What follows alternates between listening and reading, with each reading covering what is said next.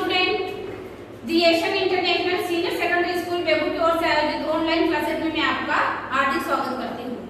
आज कक्षा 8 विषय सामाजिक विज्ञान के अंतर्गत जो भूगोल की पाठ्य पुस्तक है उसमें द्वितीय अध्याय आपके हैं भूमि, मृदा, जल, प्राकृतिक वनस्पति और वन्य जीवन संसाधन।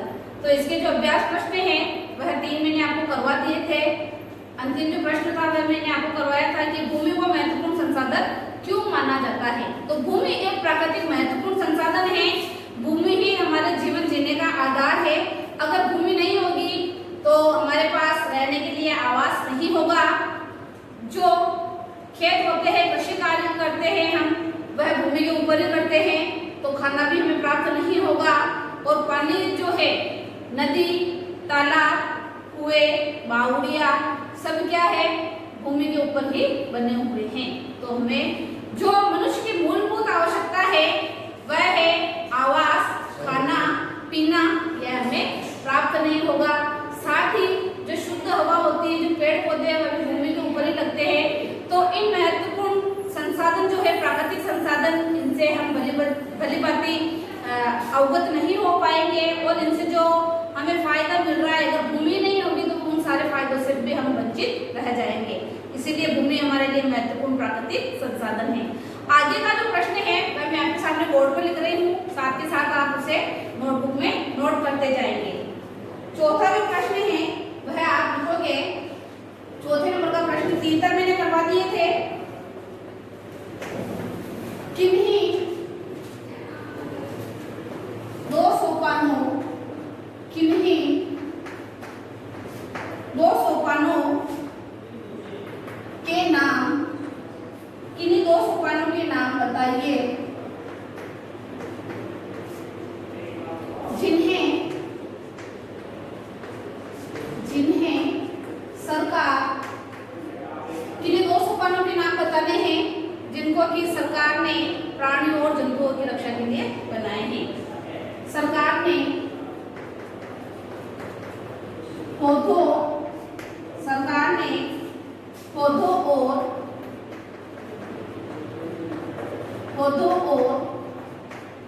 प्राणियों के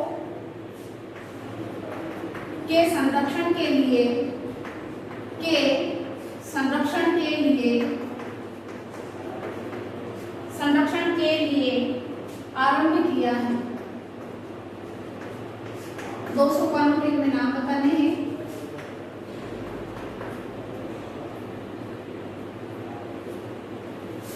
तो इसमें उत्तर बराबर करके 2 सोपान निम्न प्रकार है, ऐसे करके आप लिख सकते हैं। मैं सीधा ही आपको लिखा रही हूँ। तो पहला जो सोपान है जो कि सरकार ने पौधों और प्राणियों के संरक्षण के लिए बनाए हैं, पहला आप लिखोगे जैव मंडल निश्चय तथा राष्ट्रीय उद्यानों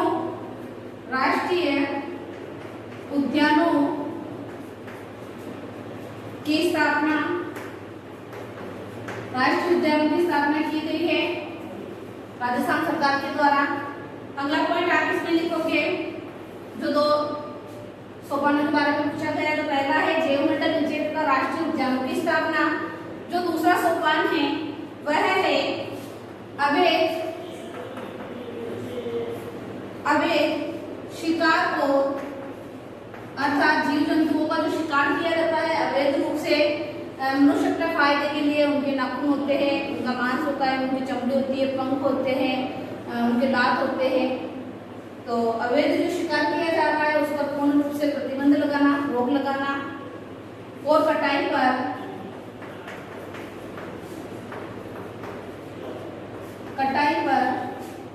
रोक लगाना।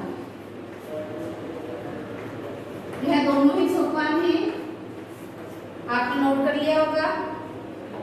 5वें नंबर का प्रश्न है वह भी आप साथ के साथ उतारेंगे। जल संरक्षण के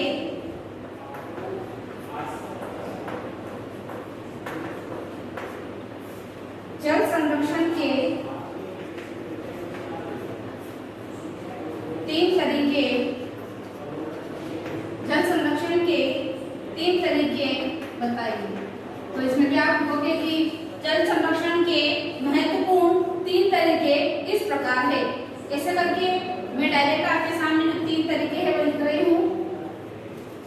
आप नोट करोगे। पहला इसमें आ जाएगा वृक्षारोपण। जल संरक्षण के 3 तरीके हैं कि ज्यादा से ज्यादा अगर वृक्ष लगे हुए होंगे तो बरसात ज्यादा होती है उन इलाकों में। तो पहला आ जाएगा ज्यादा से ज्यादा वृक्षारोपण करके, अत्यधिक वृक्षारोपण करके। दूसरा इसमें आप लिखोगे रिसाव और वाष्पीकरण को रोककर, जल का जो रिसाव और वाष्पीकरण हो रहा है उसको हम रोककर जल संरक्षण कर सकते हैं। रिसाव है वाष्पीकरण रोकना। और तीसरा जो इसमें आएगा वह आएगा वर्षा जल संग्रहण।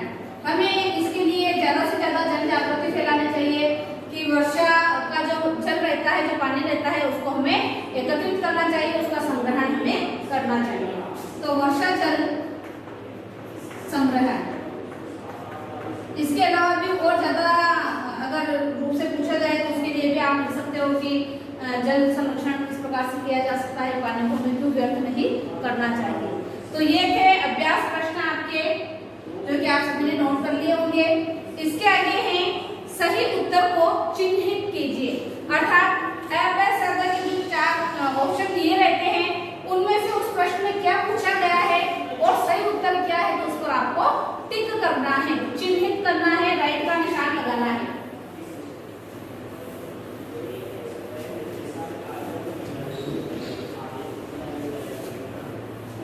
तो दूसरे नंबर का जो प्रश्न है सही उत्तर को चिन्हित कीजिए। इसमें पहला जो प्रश्न है वह है निम्नलिखित में से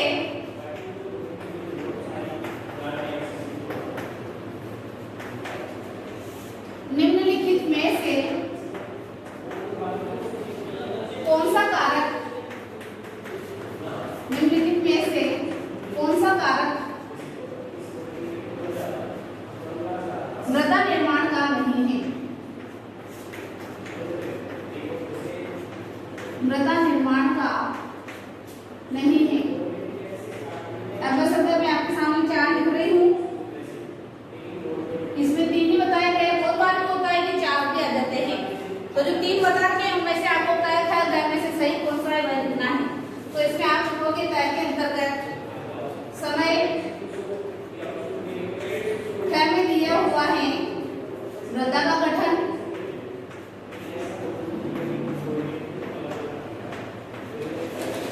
और भय के अंतर्गत दिया है जैव पदार्थ। जैव पदार्थ तो इसमें बराबर करके आपको करना है। उत्तर इसमें सही है ख वाला, मृदा का गठन। तो इस प्रकार से आप राइट करके उत्तर बराबर करके आप लिख सकते हो इसमें ख, अर्थात मृदा का गठन। दूसरे नंबर का प्रश्न जो है वह लिख रही हूं मैं। निम्नलिखित में से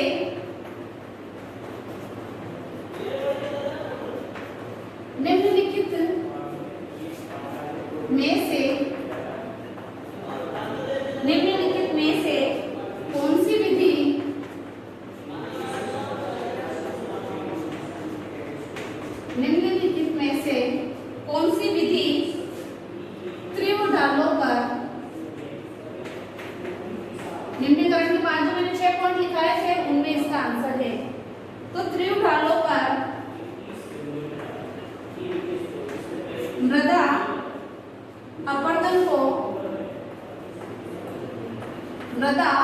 अपरदन को रोकने के लिए, मृदा अपरदन को रोकने के लिए सर्वाधिक उपयुक्त है। सर्वाधिक उपयुक्त है।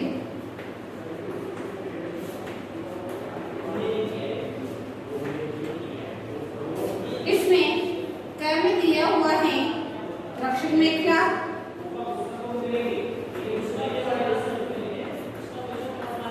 रक्षक मेखला। ख में दिया हुआ है मल्चिंग, और ग में दिया हुआ है आपके सामने वेदिका कृषि। वेदिका कृषि। तो इसमें जो सही उत्तर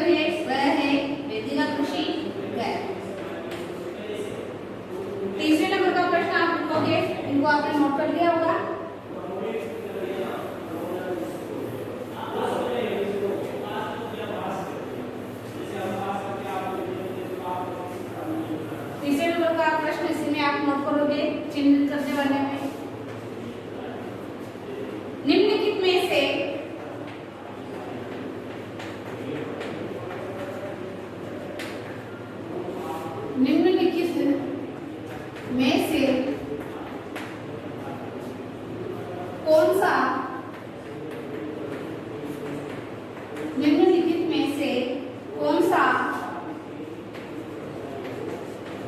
प्रकृति के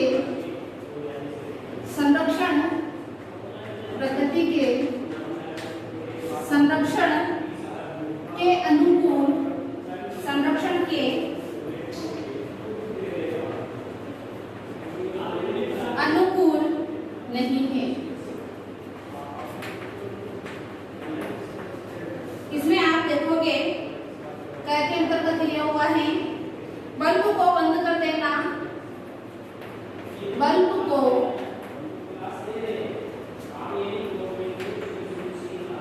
बंद कर देना, बल्ब को बंद कर देना चाहिए।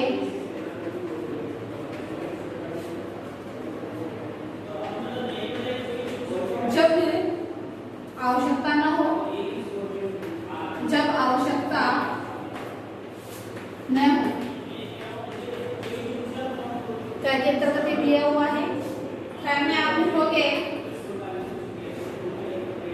क्या में आप देखोगे नल को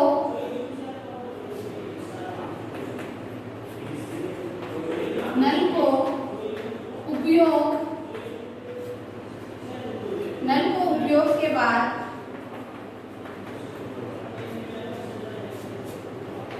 तुरंत बंद कर देना चाहिए, बंद कर देना चाहिए। घर के अंतर्गत आप लिखोगे, घर में आप लिखोगे खरीदारी के बाद, खरीदारी के बाद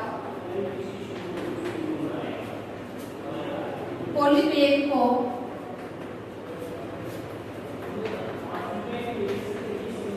खरीदारी के बाद पॉलीबैग को नष्ट कर देना चाहिए, नष्ट कर देना चाहिए। तो इसमें जो उत्तर है इसका वह है ग कि खरीदारी के बाद पॉलीबैग को नष्ट कर देना चाहिए। तो इसमें उत्तर बराबर करके आप ग वाला कर दो।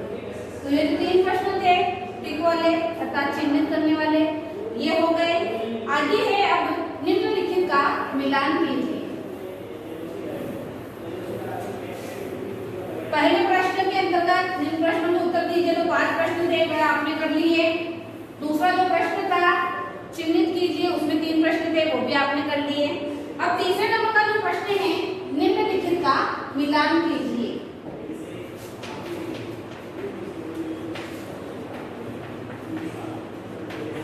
निम्नलिखित का मिलान कीजिए।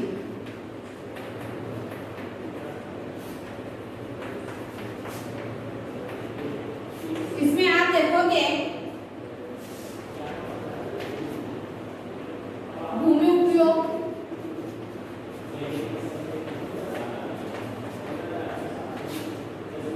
में आप देखोगे ह्यूमस,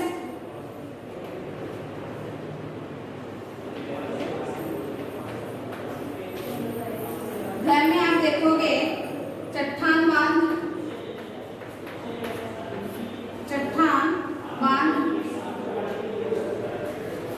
और बड़े घर के अंतर्गत आप लिखोगे जैव मंडल।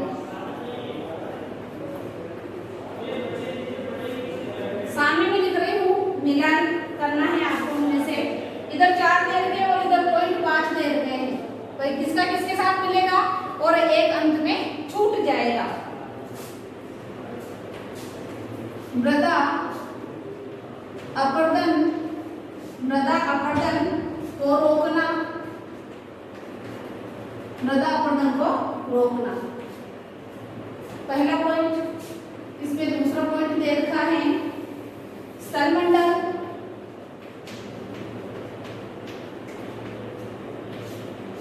स्थलमंडल, जलमंडल, स्थलमंडल, जलमंडल और वायुमंडल, और वायुमंडल के बीच जुड़ा, के बीच जुड़ा एक समग्र क्षेत्र, एक संकरा क्षेत्र। ध्यानपूर्वक आप इनको लिखेंगे और पढ़ते भी जाओगे। तीसरा जो पॉइंट है उसमें बता रहा है भूमिका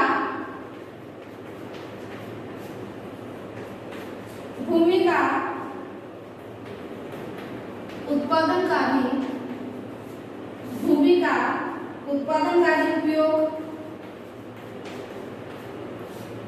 चौथे नंबर पर आप लिखोगे इसके अंतर्गत कि ऊपरी मृदा पर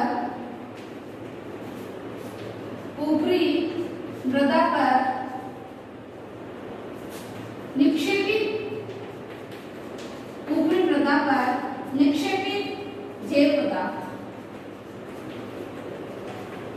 और अंत में पांचवा पॉइंट इसमें दिया हुआ है समोच्च रेखीय जुताई। समोच्च रेखीय जुताई।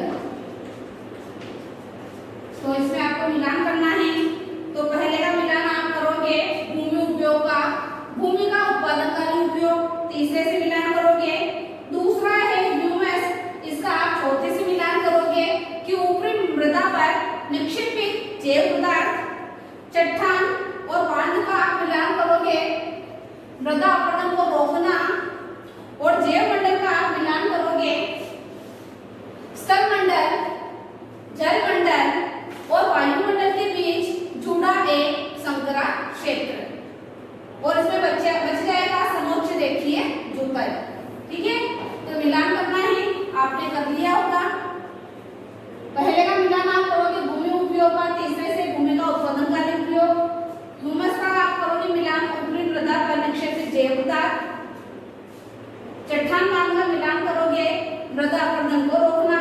और चौथा जो है जैव मंडल, उससे तात्पर्य लिया जाएगा स्थल मंडल, जल मंडल और वायुमंडल के बीच जुड़ा एक संकरा क्षेत्र। और अंत में बच जाएगा समोच्च रेखीय जुताई। सभी ने नोट कर लिया होगा।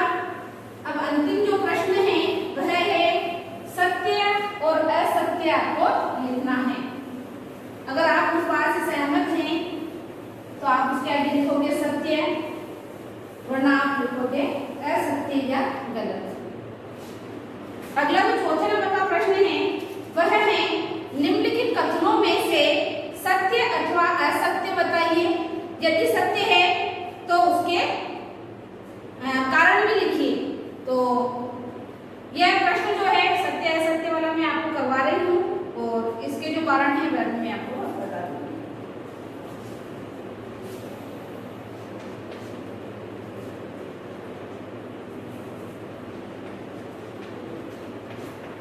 सत्य और असत्य वाले प्रश्न। ये प्रश्न पूरा आपको करना है, मैं सीधा ही लिख रही हूँ कि सत्य और असत्य वाला प्रश्न है ये कि निम्नलिखित कथनों में से सत्य अथवा असत्य बताइए। बाढ़ का गंगा ब्रह्मपुत्र का मैदान अत्यधिक आबाद प्रदेश है।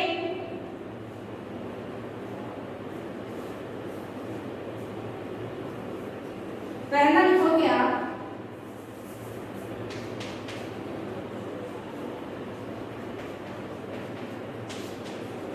भारत का गंगा ब्रह्मपुत्र का मैदान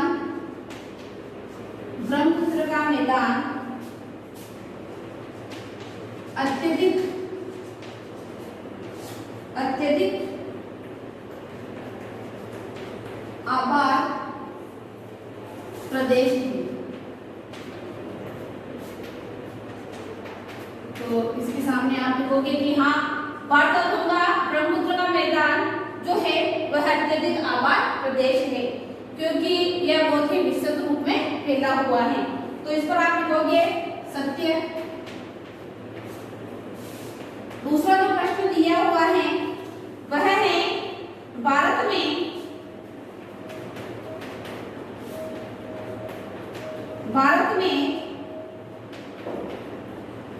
प्रति व्यक्ति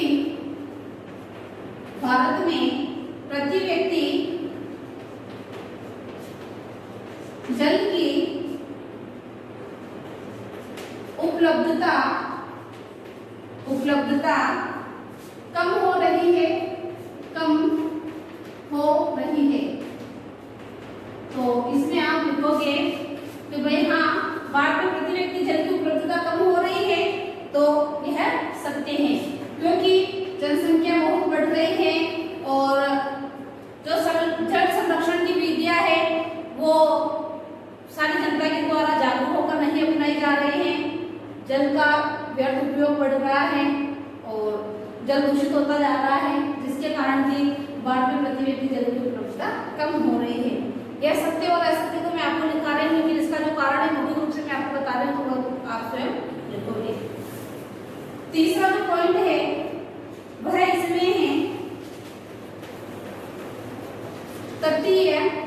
तीसरा पॉइंट आप लिखोगे तटीय क्षेत्रों में,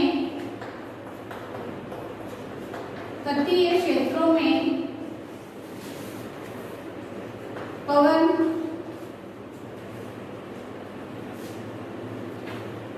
पवन गति रोकने, पवनों की जो गति होती है उसको रोकने के लिए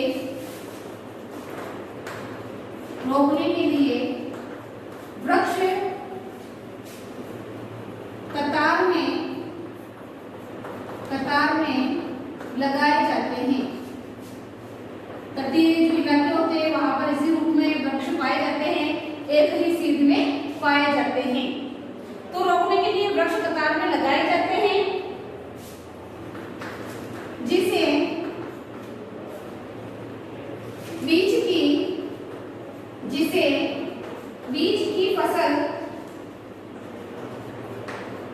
बीज की फसल उगाना कहते हैं। बीज की फसल उगाना कहते हैं। तो इससे भी आप लिखोगे कि हाँ यह कथन सत्य है, क्योंकि तटीय इलाकों पर अगर आप कभी घूमने गए हो या फिर आपने कभी न्यूज चैनलों के ऊपर अगर तटीय क्षेत्रों को देखा हो टीवी के माध्यम से, तो आपको पता लग जाएगा कि वहां पर तटीय क्षेत्रों में पवनों की जो गति होती है उसको रोकने के लिए वृक्ष एक कतार में लगाए जाते हैं, जिसे बीज की फसल उगाना भी कहते हैं। आगे का जो चौथा पॉइंट है इसमें, उसको आप नोट करोगे, ये आप सभी ने नोट कर लिए होंगे। सत्य और असत्य क्यों है, इसका कारण भी मैं आपको साथ के साथ बता रही हूँ। तो चौथा पॉइंट जो है अगला वाला, उसको भी आप नोट करोगे। चौथा पॉइंट करके आपको नोट करना है कि मानवीय हस्तक्षेप अर्थात मनुष्य के द्वारा हस्तक्षेप करना, मानवीय हस्तक्षेप और जलवायु परिवर्तन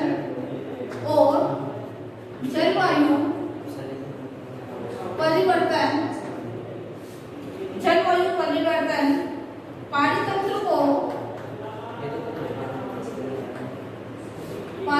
को जलवायु परिवर्तन जो होते हैं वो पारितंत्र को व्यवस्थित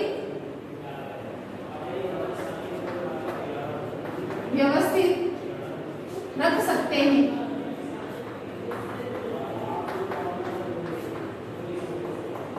तो यह जो कथन है यह सत्य नहीं है, क्योंकि मानवीय हस्तक्षेप और जलवायु परिवर्तन पारितंत्र को व्यवस्थित नहीं रख सकते हैं, जबकि इसमें क्या कहा गया है कि रख सकते हैं। तो यह कथन जो है वह हो जाएगा असत्य, क्योंकि कोई सा भी मानवीय कारण या मानव के द्वारा हस्तक्षेप करके किसी भी जलवायु परितंत्र या पारितंत्र को व्यवस्थित नहीं रखा जा सकता है। यह तो सब प्रकृति के ऊपर ही निर्भर करते हैं।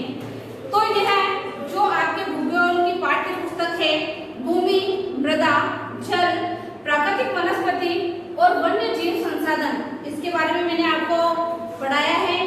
यह सब बातें आपको अच्छी तरीके से समझ में आ गई होगी कि भूमि से क्या तात्पर्य है, यह प्राकृतिक संसाधन है और मनुष्य के लिए किस प्रकार से उपयोगी है। मृदा अर्थात मिट्टी के बारे में बताया है, इसका जो प्रवाह चार्ट है यह भी मैंने आपको अच्छी तरीके से समझा दिया है। वह जो मैंने चार्ट बनाकर आपको बताया था वह प्रश्न इनके अभ्यास प्रश्नों में पीछे नहीं दिया गया है। फिर भी कक्षा 8 जो है वह बोर्ड की कक्षा है, तो बहुत बार पाठ के बीच में सभी प्रश्न उत्तर आ जाते हैं। तो मृदा निर्माण को प्रभावित करने वाला जो चार्ट है वह पूरा डायग्राम अच्छी तरीके से मैंने बोर्ड पर बनाकर आपको समझाया था। आपने उसको अपनी नोटबुक में भी उतारा था, तो इसको आपको बोर्ड के एग्जाम के हिसाब से इसकी पूरी तैयारी भी आपको करनी है।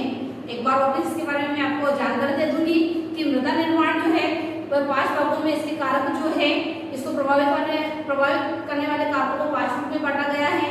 पहला कारक आप जैसे कि जनक, शेप, रंग, गठन, रासायनिक गुणधर्म, खनिज, मात्रा, पारगम्यता को निर्धारित करती है। पहला पॉइंट ये हो जाता है। दूसरा इसमें मैंने बताया था मृदा के अंतर्गत कि उच्चावच, तुंगता और ढाल मृदा के संचय को निर्धारित करते हैं। तीसरा पॉइंट मैंने इसमें आपको बताया था कि मृदा वनस्पति जाल, प्राणी जाल और सूक्ष्म जीव ह्यूमस निर्माण की दर को प्रभावित करते हैं। चौथा पॉइंट इसमें मैंने बताया था आपको मृदा के अंतर्गत समय मृदा परिच्छेदिका की मोटाई को निश्चित करता है।